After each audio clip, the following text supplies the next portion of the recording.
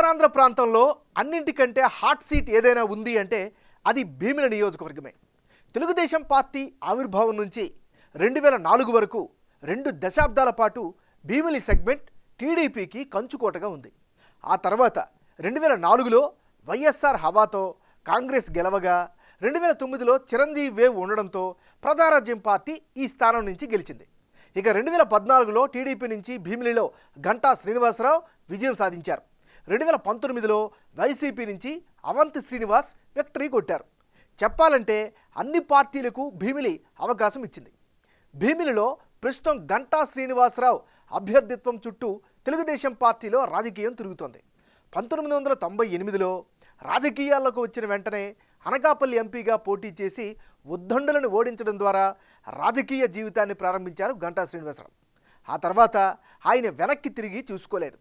2004లో చోడవరం ఎమ్మెల్యేగా, 2009లో ప్రజారాజ్యం పార్టీ నుంచి అనకాపల్లి ఎమ్మెల్యేగా, 2014లో తిరిగి తెలుగుదేశం పార్టీ నుంచి భీమిలి ఎమ్మెల్యేగా, 2019లో విశాఖపట్నం నార్త్ నియోజకవర్గం నుంచి తెలుగుదేశం పార్టీ తరపు నుంచి ఎమ్మెల్యేగా వరుస విజయాలను సాధించారు గంటా శ్రీనివాసరావు. ఇప్పుడు మరోసారి భీమిలిపై లుక్కేశారు. భీమిలి నియోజకవర్గం ఓటర్ నాడి ఎలా ఉందో తెలుసుకునే ముందు 2019 అసెంబ్లీ ఫలితాలను ఒకసారి పరిశీలిద్దాం. 2019 ఎన్నికల్లో భీమిలి నియోజకవర్గం నుంచి వైసీపీ అభ్యర్థిగా పోటీ చేసిన అవంతి శ్రీనివాస్ 44% ఓటు షేరుతో విజయం సాధించారు.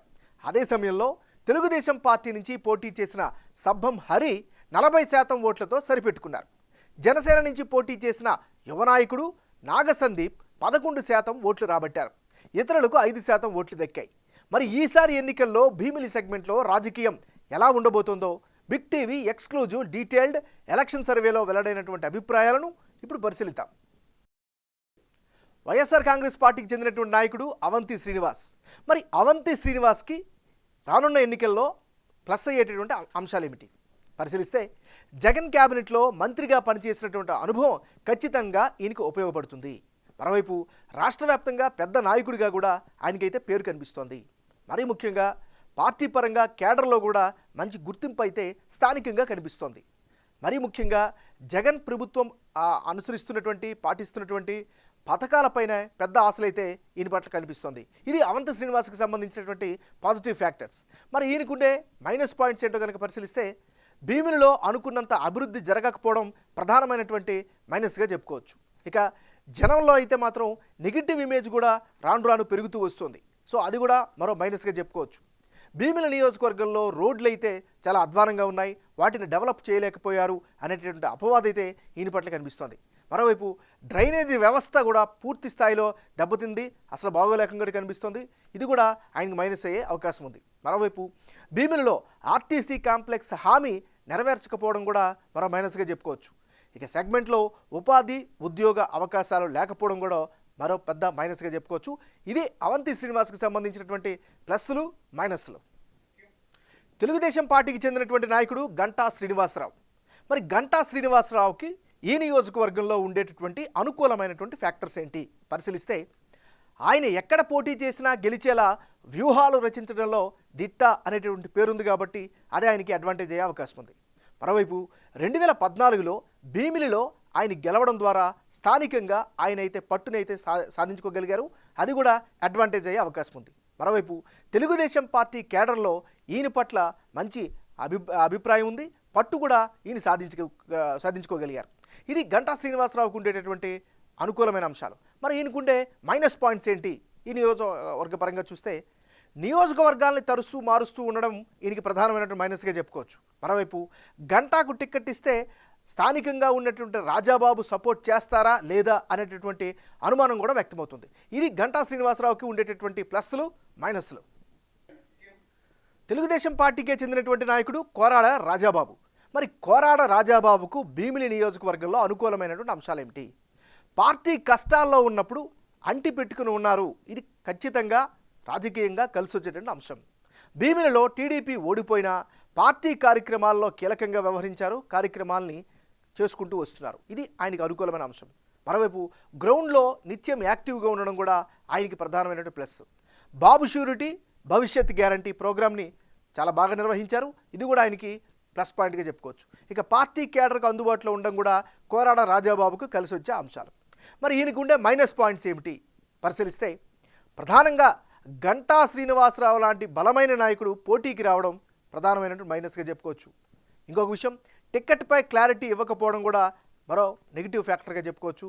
ఇక జనసేన పొత్తులో టిక్కెట్ ఆ పార్టీకే వెళ్తుంది అనేటటువంటి ప్రచారం కూడా వినిపిస్తుంది. ఇది కూడా ఆయనకి ఉండే మైనస్. ఏదేమైనా ఇదే ఆయనకి సంబంధించినటువంటి ప్లస్లు మైనస్లు.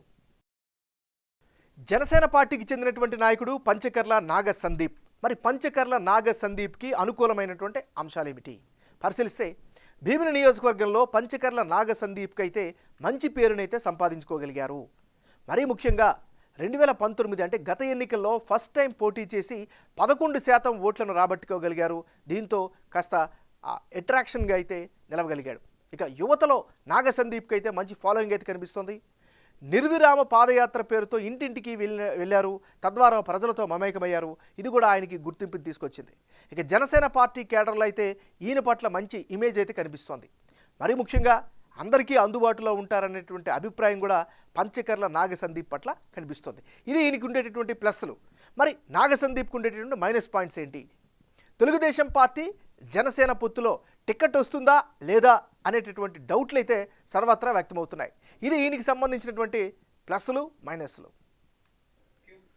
రానున్న ఎన్నికల్లో భీమిని నియోజకవర్గంలో ఎవరెవరు బరిలో ఉంటే ఫలితాలు ఏ విధంగా వచ్చే అవకాశం ఉందో పరిశీలిద్దాం.